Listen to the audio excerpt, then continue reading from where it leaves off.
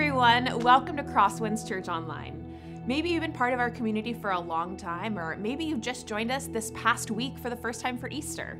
No matter how long you've been here or where you are in your faith journey, we are so glad that you're here. The first thing we want to do together today is worship. This is a time when we slow down and focus on God and how worthy He is of our attention. Would you join me as we sing together?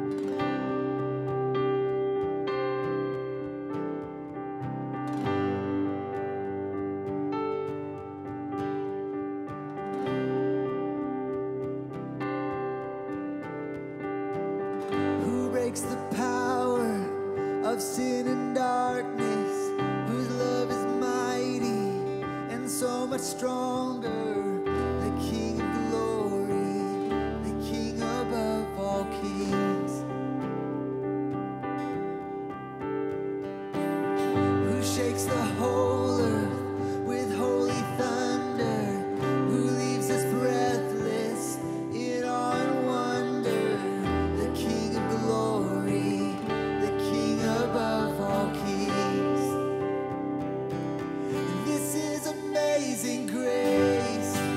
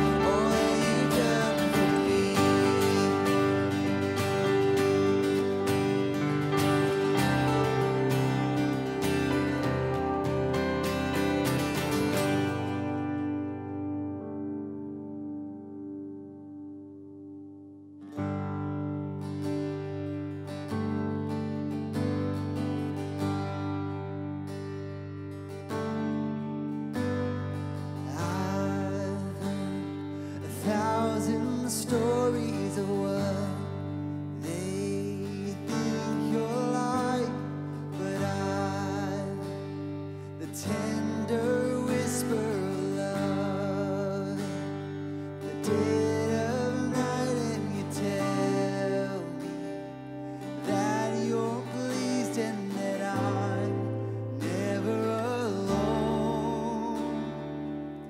You're a good, good Father. It's who you are.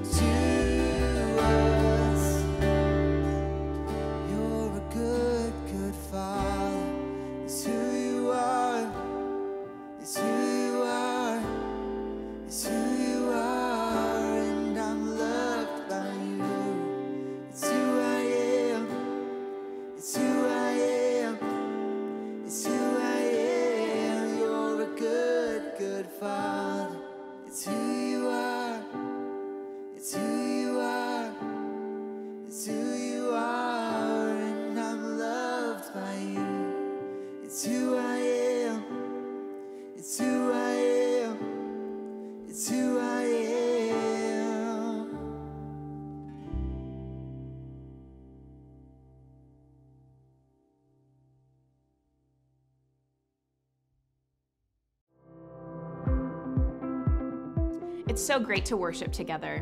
There's a lot of great things going on in the life of Crosswinds Church, so let me tell you about just a few. This year has been tough in so many ways, and for any of us who lead in any capacity, inspiration has been really hard to find. We need help finding energy, passion, motivation, and encouragement for how to inspire and to be inspired, whether that's in groups, at church, in families, in the classroom, or at work. I am so thrilled to tell you that if you are a woman who leads in any of those places, we have a huge gift for you. April 24th, we are hosting Inspired to Lead, a half-day retreat designed to put the spark back in your leadership and to give you the boost you need to lead boldly. We will have speakers, group discussion, and time to reflect alone. Plus, you can choose the in-person at Crosswinds option or the virtual one. So go ahead to leadingbold.org to get your ticket today. If we haven't had a chance to meet yet, I'm Sarah, and I'm the small groups pastor here. That means I get to help people get connected in authentic ways to our church community, and it's the best.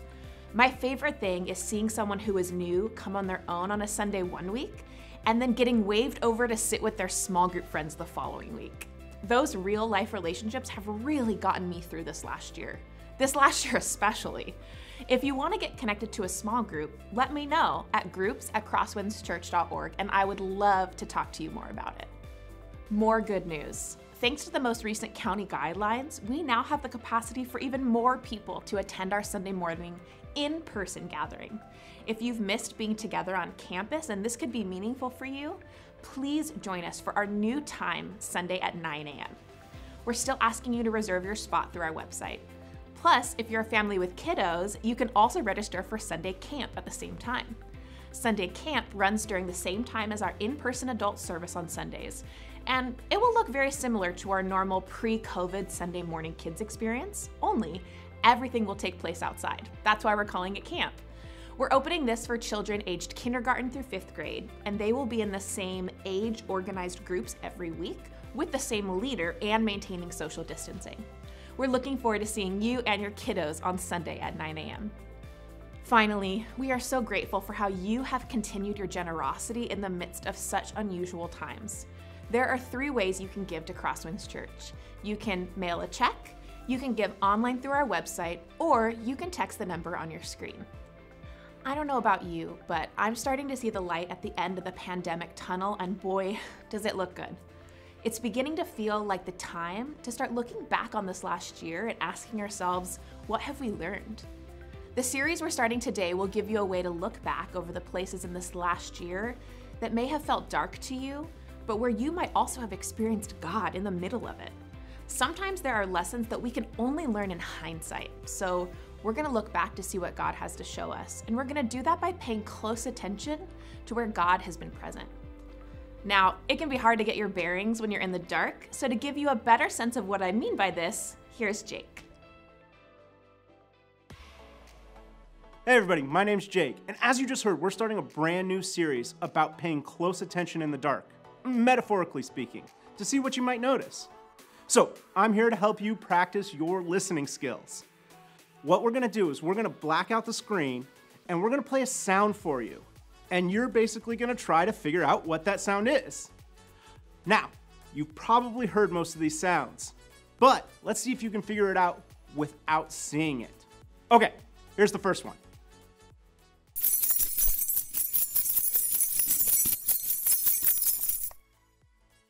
That was keys jingling.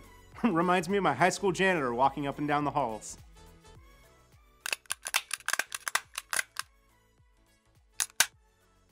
Obviously, a stapler. Think office supplies.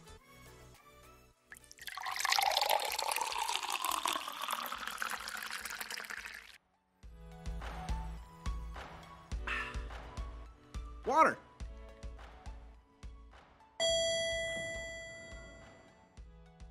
Elevator ding.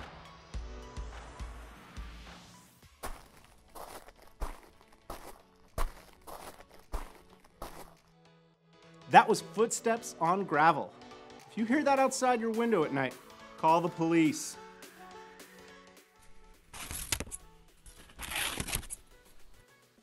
That was scissors. Takes us back to arts and crafts time.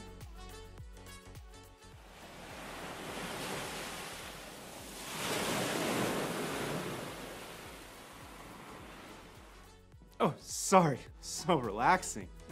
You got that one right. Ocean waves. Well, how'd you do? Are you a good listener in the dark? Hopefully this series will help us pay better attention to what God is doing as we approach the light at the end of the tunnel.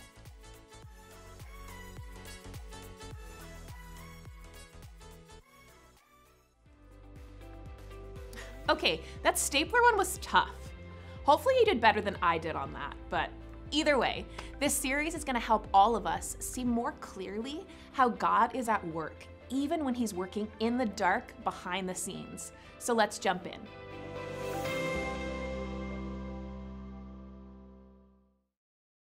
So, not too long ago in England, a mattress company did a study asking people if they were having trouble sleeping at night.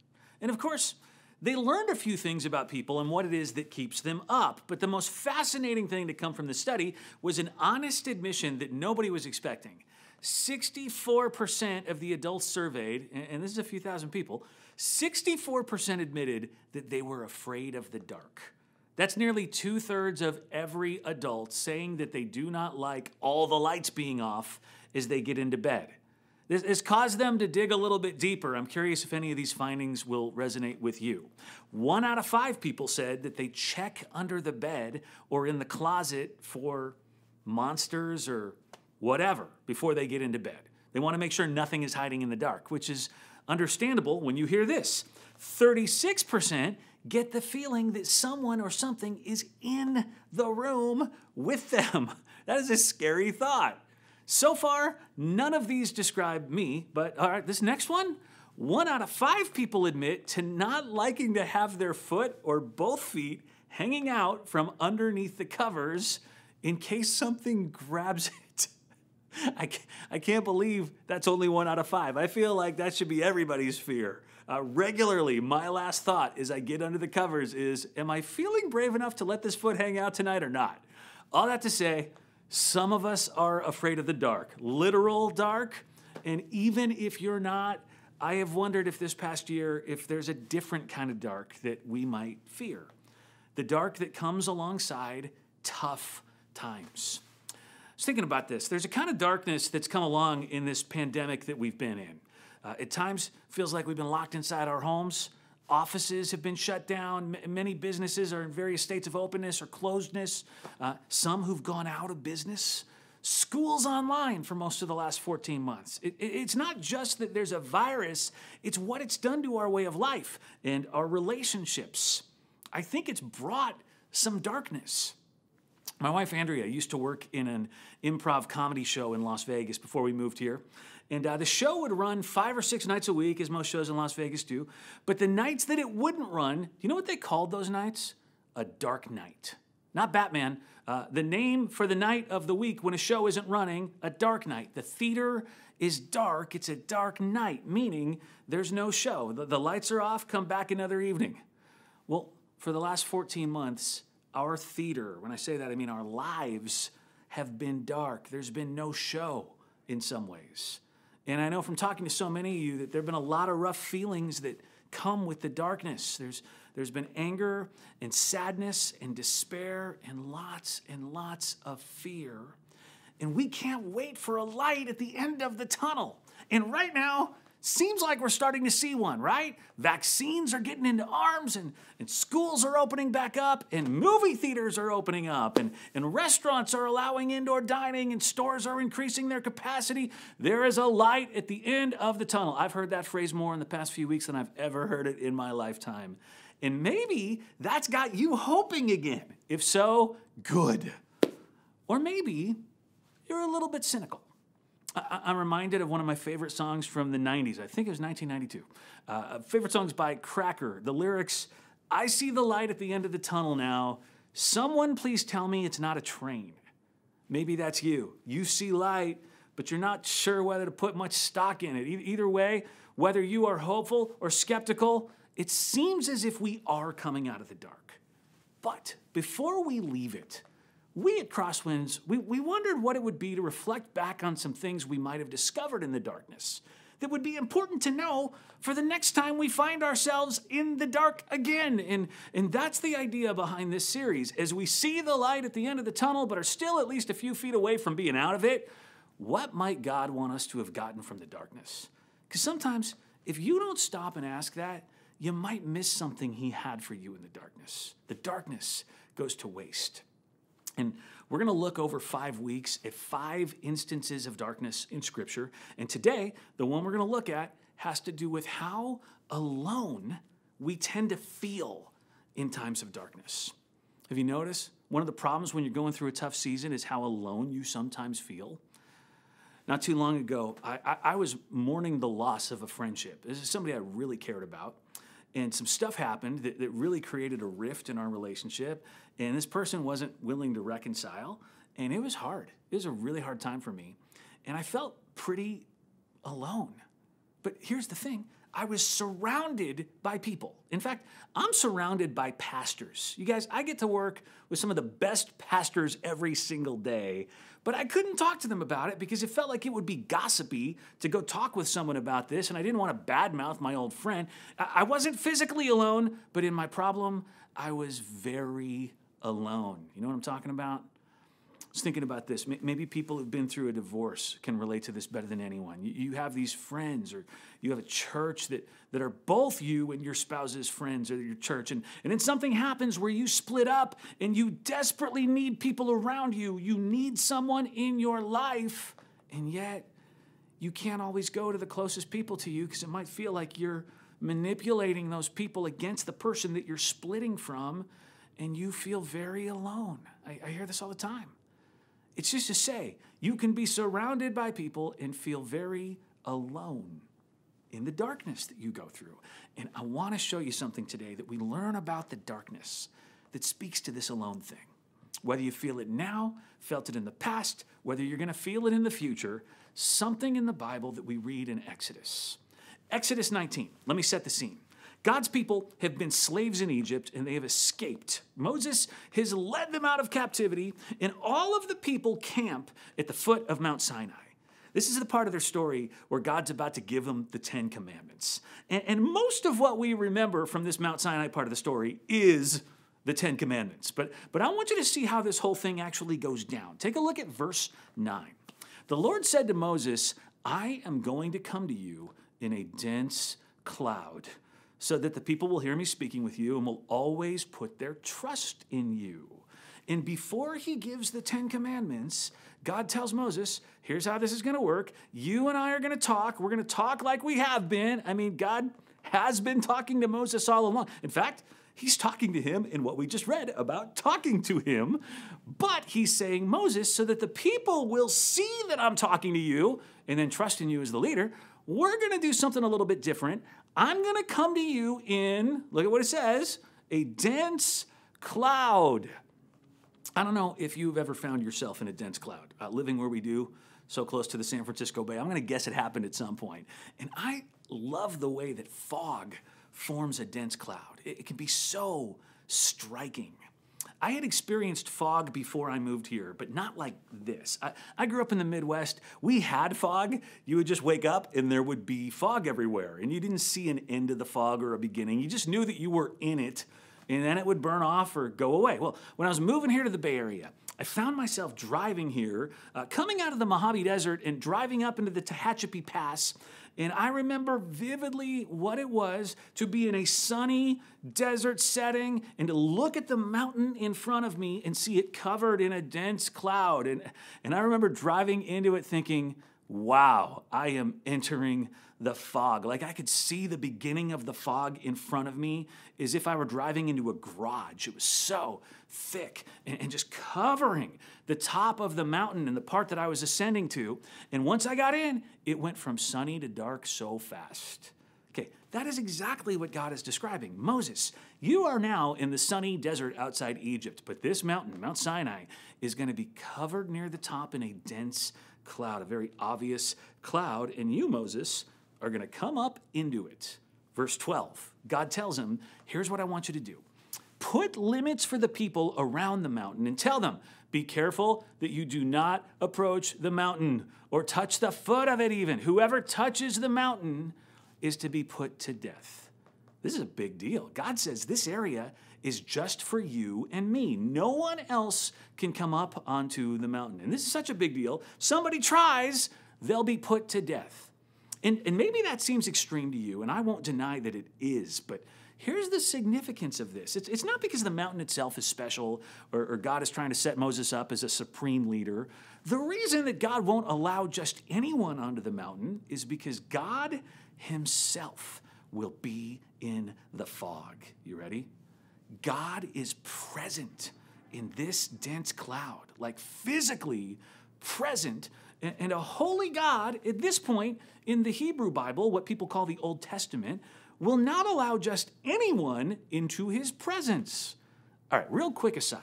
We find in the Christian Bible, what we commonly call the New Testament, that through Jesus, God invites everyone into his presence. But that's not the way it is for God's people as we read about him in the book of Exodus.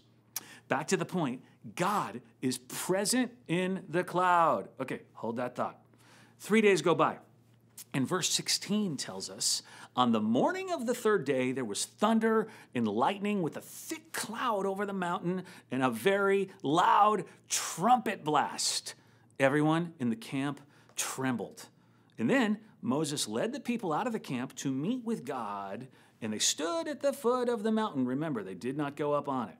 Mount Sinai was covered with smoke because the Lord descended on it in fire. The smoke billowed up from it like smoke from a furnace, and the whole mountain trembled violently. As the sound of the trumpet grew louder and louder, Moses spoke, and the voice of God answered him. All right, get this picture.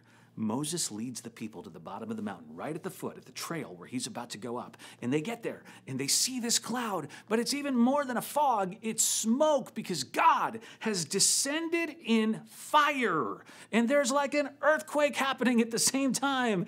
And there's a trumpet being blasted, but nobody from their group is playing the trumpet. It's just the sound of God coming from the cloud. So Moses goes up the mountain, and it's as if as he goes, he is in dialogue with the weather, yelling into it 1 minute, tilting his head to listen to the thunder the next.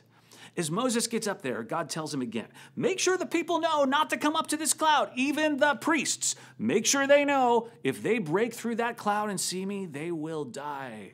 And Moses says, I already told them. And God says, go tell them again. So Moses does, and he comes back, and then God speaks the 10 Commandments. I am the Lord your God, who brought you out of Egypt, out of the land of slavery. You shall have no other gods before me. And God begins to write this down. He inscribes this onto a stone tablet with his own finger. He is physically present. God gives 10 of these, 10 commandments. That's the part of Exodus 20 that everyone remembers. But let me show you what happens right after the 10th commandment. The 10th commandment is in verse 17. It says, you shall not covet your neighbor's house, wife, oxen, all that. And then in verse 18, look at this.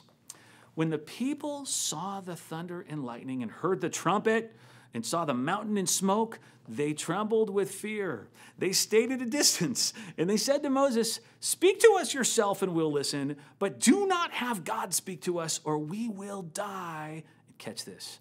The people remained at a distance while Moses approached the thick darkness where God was. Moses comes out and he says, here's the 10 Commandments. And the people receive them. And then they say, we saw what was happening up there. You don't have to tell us again to not go up the mountain. We'll be staying as far away from this mountain as possible. But then it says, Moses drew near to the thick darkness where God was.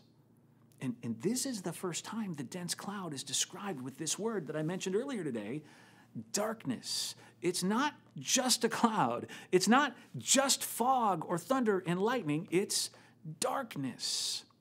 Now, let me tell you, the word translated darkness here is arafel.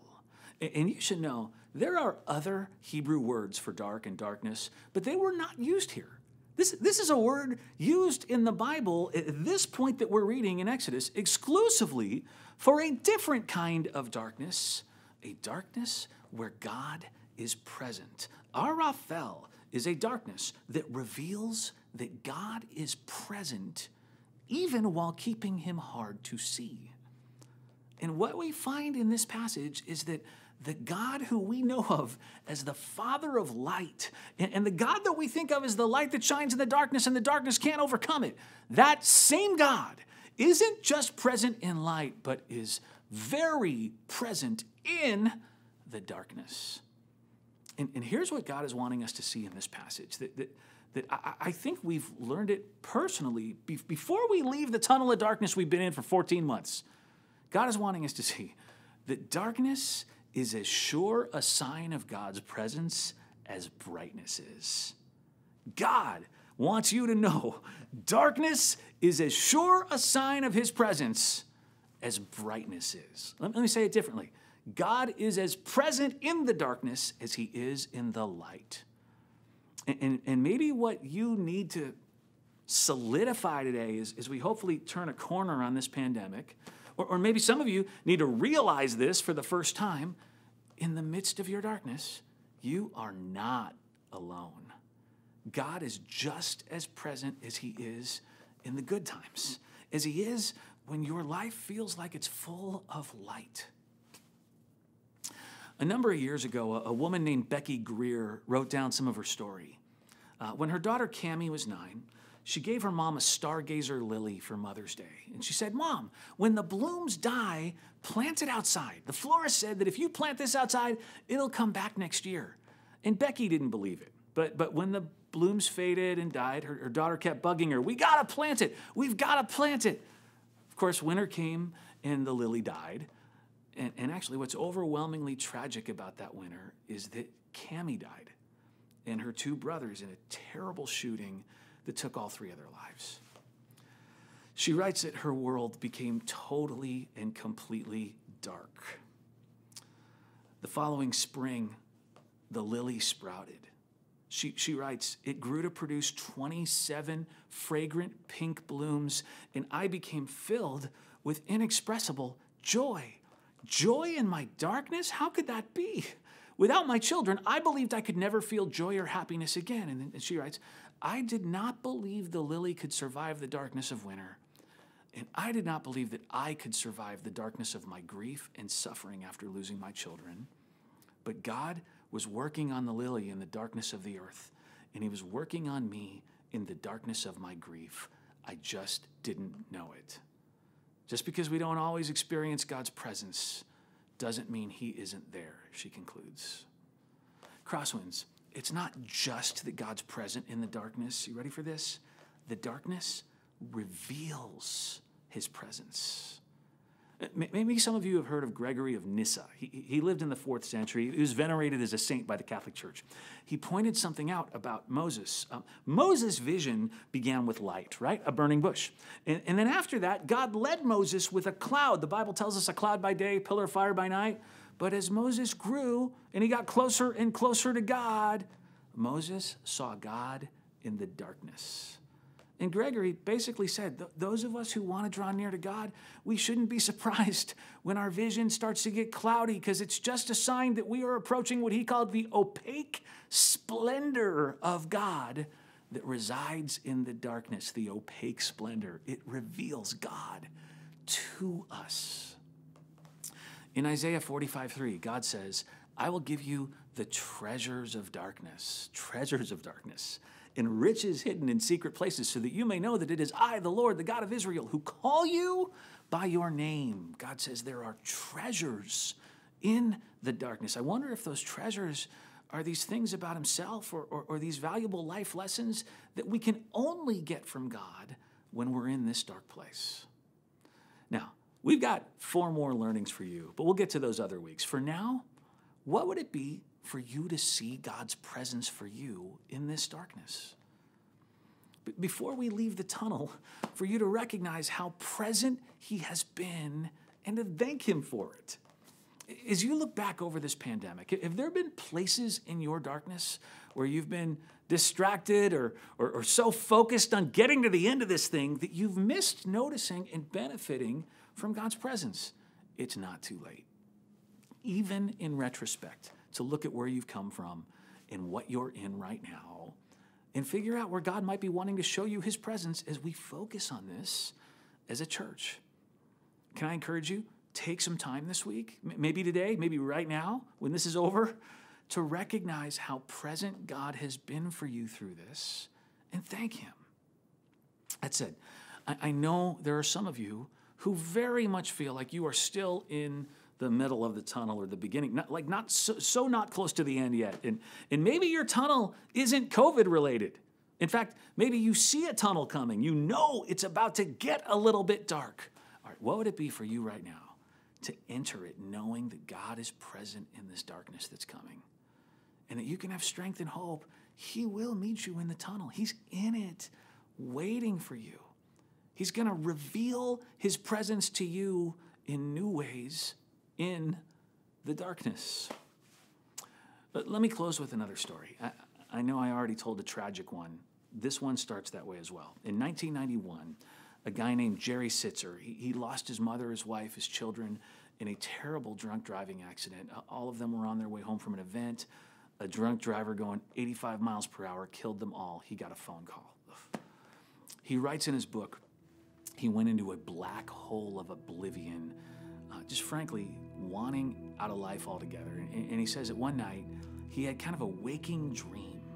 In the dream, the sun was setting and he was frantically chasing after it toward the west, hoping to catch the sun and bring it back. But it was a losing race because soon the sun was gone. And he says he felt a thick, vast darkness setting in.